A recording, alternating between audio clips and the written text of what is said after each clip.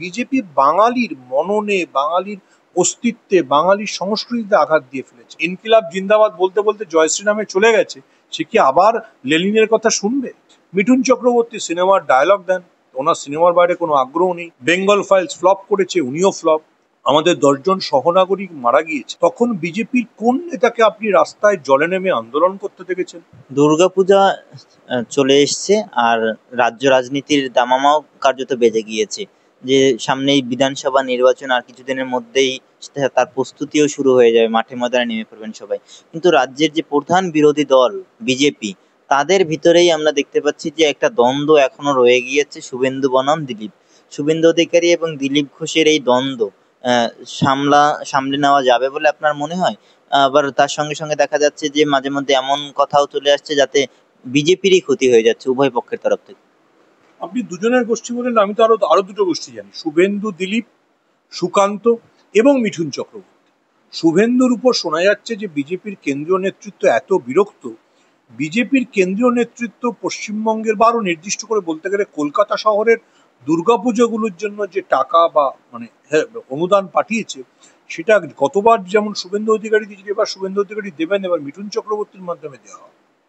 তো দেখুন, তাহলে একটা দল, যে দলটা মমতা বন্দ্যোপাধ্যায়ের মতো একজন রাজনৈতিক নেত্রীর মোকাবিলা করছে, তার যদি 4 জন নেতা থাকে, তাহলে সেই দলটা কি হবে?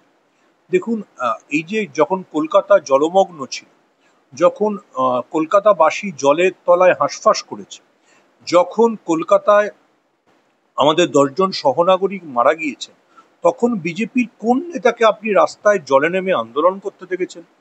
কোন নেতাকে দেখেছেন যে যারা এই বিদ্যুৎস্পৃষ্ট হয়ে মারা গেছেন তাদের বাড়িতে পৌঁছতে? মিঠুন চক্রবর্তী সিনেমার ডায়লগ দেন, ওনার সিনেমার বাইরে কোনো আগ্রহ নেই। বেঙ্গল ফাইলস ফ্লপ করেছে, উনিও ফ্লপ। সুকান্ত মজুমদার চলে গেছেন উত্তরবঙ্গে, বালুরঘাট নিয়ে কিছু বললেও বলতে পারেন, বালুরঘাটের মিষ্টি দই, গঙ্গারামপুরে ভালো মিষ্টি দই পাওয়া যায়, এসব বলতে পারেন। শুভেন্দু আর দিলীপ তো কালনেমির লঙ্কা ভাগের মতো মেদিনীপুরকে ভাগ করেছেন। এ বসে আছেন খড়গপুরে, এ বসে আছেন কাঁথিতে, দুজনে মিলে তো মেদিনীপুরের সম্রাট হওয়ার জন্য লড়াই করছেন। সেই লড়াইতে সেই লড়াইতে মমতা বন্দ্যোপাধ্যায় রাজনৈতিক প্রতিদ্বন্দ্বিতা করার চেষ্টা বা প্রয়াস কোথায়? সফল হবেন কিনা সেটা তো পরের প্রশ্ন। আপনি শুভেন্দু অধিকারীকে কি এখনো অব্দি শুভেন্দু অধিকারী কলকাতার নেতা হয়ে উঠতে পারলেন? রাজধানী বঙ্গের রাজধানীতে যে সংকট বা যে রাজনীতি, তাতে উনি কোথায়? আচ্ছা, ধরুন বিধানসভায় বিজেপির মুখ্য সচেতক সুবক্তা, সিপিএম থেকে আসা শঙ্কর ঘোষ, তিনিও শিলিগুড়ির বিধায়ক, শিলিগুড়ির নেতা। কলকাতা শহর, যে শহরের উপর নির্ভর করে যে বঙ্গের রাজনীতি কোন দিকে ঝুঁকবে, সেইখানে কোথায় বিজেপির নেতারা? আবার আপনি যদি একটু পলিটিক্যাল অ্যারিথমেটিকের দিক থেকে ভাবেন, যেটা সিপিএম এর অনিল বিশ্বাস খুব ভালো বোঝাতেন, উত্তর এবং দক্ষিণ 24 পরগনা, যে দুটো 24 পরগনা মিলিয়ে বিধানসভায় 65টি আসন রয়েছে, মানে শুধু উত্তর এবং দক্ষিণ 24 পরগনা নির্ধারণ করে দিতে পারে যে পশ্চিমবঙ্গের ক্ষমতায় কারা যাবে। সিপিএম যখন ক্ষমতায় আসতো, সিপিএম উত্তর এবং দক্ষিণ 24 পরগনার সাফল্যের উপর আসতো, তৃণমূলও তাই ভাবেই আসে। তো উত্তর এবং দক্ষিণ 24 পরগনায় বিজেপির আপনি নেতার নাম বলুন যে রাস্তা নেমে আন্দোলন করছে। অর্জুন সিং ব্রাত্য বসুর বিরুদ্ধে দুদিন হুঙ্কার ছাড়লেন, ব্রাত্য পাল্টা বললেন, অর্জুন সিং কোথায় চলে গেলেন? অর্জুন সিং তো বাঙালি হিসেবেই নিজেকে প্রমাণ করতে পারেন না।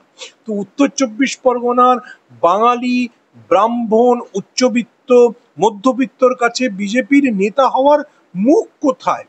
কলকাতা শহর, যে শহর জলমগ্ন হয়ে দুদিন থাকলো, সেখানে ফিরহাদ হাকিমের সমালোচনা করার জন্য বিজেপির কাছে মুখ কোথায় যে দাঁড়িয়ে বলবে যে এটা করেছো? দেখুন, আবার বলছি, যে কোনো পলিটিক্যাল সিস্টেমে সংগঠন খুব গুরুত্বপূর্ণ, অবশ্যই বিজেপির পেছনে আরএসএস আছে, কিন্তু মুখটাও তো খুব গুরুত্বপূর্ণ। কলকাতায় সজল ঘোষ আছেন, যে সজল ঘোষ মমতা বন্দ্যোপাধ্যায়ের প্রতিস্পর্ধী হতে পারবেন? দক্ষিণ কলকাতায় যেখানে মমতা বন্দ্যোপাধ্যায়ের সবচেয়ে বেশি দাপট, সেই সজল ঘোষ সেখানে গিয়ে মমতা বন্দ্যোপাধ্যায় কেন কারো প্রতিদ্বন্দ্বী হিসেবে রাজনৈতিকভাবে আত্মপ্রকাশ করতে পারবেন? সজল ঘোষও মাথায় রাখবেন, বিজেপির নিজের প্রোডাক্ট না, যদিও তিনি বিজেপি করেন, 50 নম্বর ওয়ার্ডের কাউন্সিলর, খুবই সফল কাউন্সিলর, তিনি একসময় কংগ্রেস বা তৃণমূল কংগ্রেসের রাজনীতি করেই উঠে এসছেন। কিন্তু সজল মধ্য কলকাতার নেতা, গোটা কলকাতা সেখানে মানে বিজেপির নেতা কোথায় যে দাপট দেখাবে, যে আপনি কটা পুজো এবার বিজেপিকে দেখতে পাচ্ছেন? দেখুন, আমি আবারও বলছি, দেখুন, যে কোনো রাজনীতিকে বুঝতে হয় তার সামাজিক যোগাযোগের মাধ্যমে। যখন পশ্চিমবঙ্গে সিপিএম ক্ষমতায় ছিল, একটানা ক্ষমতায় ছিল, তখনও কলকাতা শহরের বড় সব পুজোগুলোই কিন্তু কংগ্রেসের নেতাদের দখলে ছিল। সুব্রত মুখোপাধ্যায় বড় পুজো করতেন, সোমেন মিত্র বড় পুজো করতেন, এই সজলের বাবা প্রদীপ ঘোষ বড় পুজো করতেন, সবাই বড় পুজো করতেন। সেখানে কিন্তু সিপিএম ভাগ বসাতে পারেনি, তাদের একটা মানুষের সাথে সংযোগ ছিল। আজ যখন বিজেপি প্রধান বিরোধী দল, সত্যি সংখ্যাতত্ত্বের বিচারে তারা প্রধান বিরোধী দল, তাদের তাদের কলকাতা শহরে বা কলকাতার সংস্কৃতি, কলকাতার মননে তাদের উপস্থিতি কোথায়?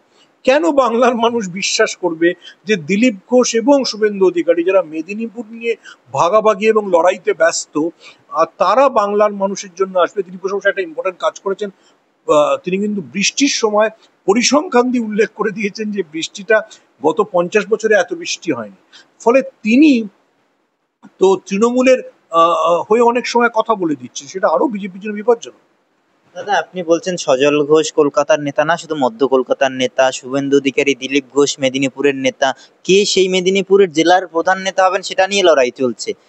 শ্রমিক ভট্টাচার্য তো রয়েছেন রাজ্য বিজেপির সভাপতি, কলকাতার থেকেই তাকে নেতা তৈরি করা হচ্ছে, কলকাতাকে গুরুত্ব দেওয়া হচ্ছে, সুবক্তা হিসেবে তার সুনাম রয়েছে। কলকাতার নেতা হিসেবে তো শ্রমিক ভট্টাচার্য রয়েছেন। শ্রমিক ভট্টাচার্য অবশ্যই সুবক্তা, বাংলা কবিতা বলতে পারেন, বাঙালি সংস্কৃতি জানেন। শ্রমিক ভট্টাচার্য কলকাতা শহর থেকে কোনদিন নির্বাচনে জিতেছেন? শেষ 2021-এ উনি কলকাতার উপকণ্ঠে যে বিধানসভা কেন্দ্রটিতে দাঁড়িয়েছিলেন, সেখানে তিনি অদিতি মুন্সির কাছে হেরে গিয়েছিলেন। শ্রমিক ভট্টাচার্য কলকাতার রাস্তায় হাঁটলে কত লোক তার সঙ্গে এমনি দেখা করতে আসে।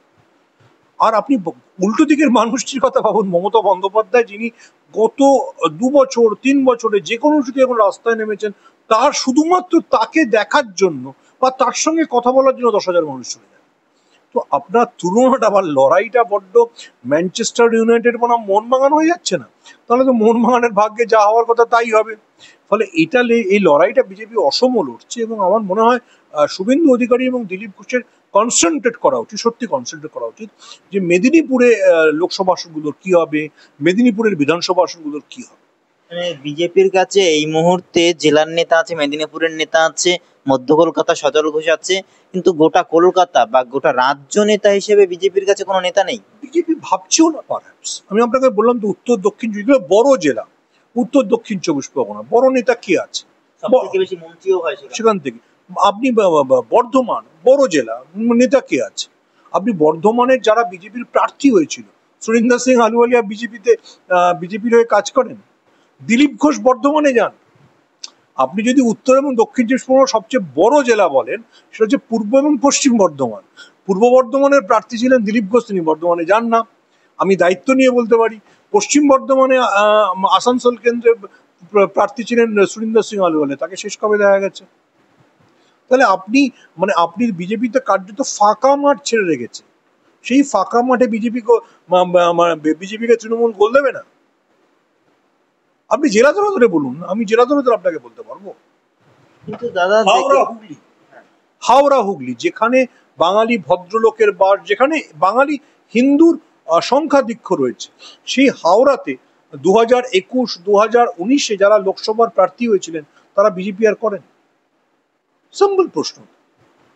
আপনি বলছেন কোন জেলায় বিজেপির এই মুহূর্তে ভালো অবস্থান? আমি বলতে চাইছি, বিজেপি এখনো জেলায় সাংগঠনিকভাবে টক্কর দেওয়ার বা নিজের অস্তিত্ব প্রমাণ করে দেওয়ার জায়গাতেই নেই। বিজেপি স্থির একটা আঞ্চলিক দল হয়ে আছে। মেদিনীপুরে শুভেন্দু অধিকারীর দল, শিলিগুড়িতে শঙ্কর ঘোষের দল, এভাবেই আছে। বিজেপির এর বাইরে কোনো অস্তিত্ব নেই। কিন্তু দাদা, আপনি দেখুন একটা বিষয়, যে বিজেপির সংগঠন নেই, বিজেপির রাজ্য নেতা নেই। মানে প্রথমে একজন মুখ থাকা উচিত।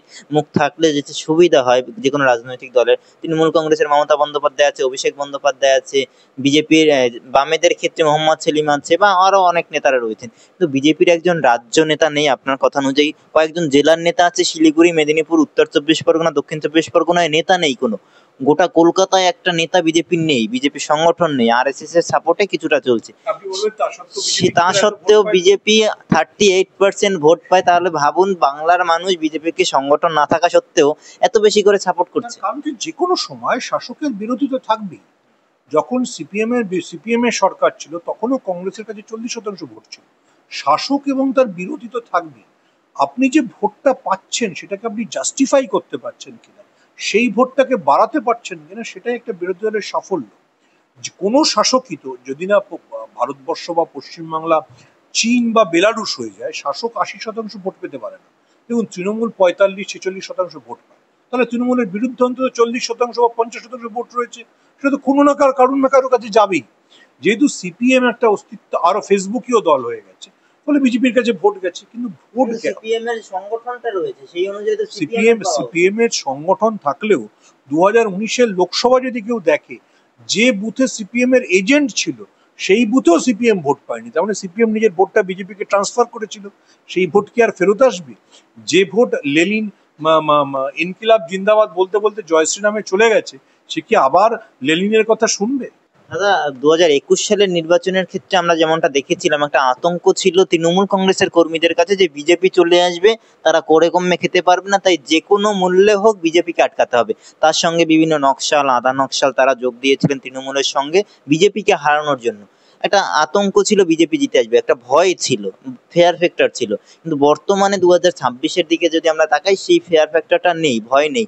উল্টো তৃণমূল কংগ্রেস আত্মবিশ্বাসী যে তারা 200-র বেশি আসন পাবে, এমনকি 250 আসনও পেতে পারে। কোথাও গিয়ে কি আপনার মনে হয় যে তৃণমূলের যে আত্মবিশ্বাস সেটাই আসলে বিজেপির সব থেকে বড় অস্ত্র, তৃণমূলের আত্মবিশ্বাস?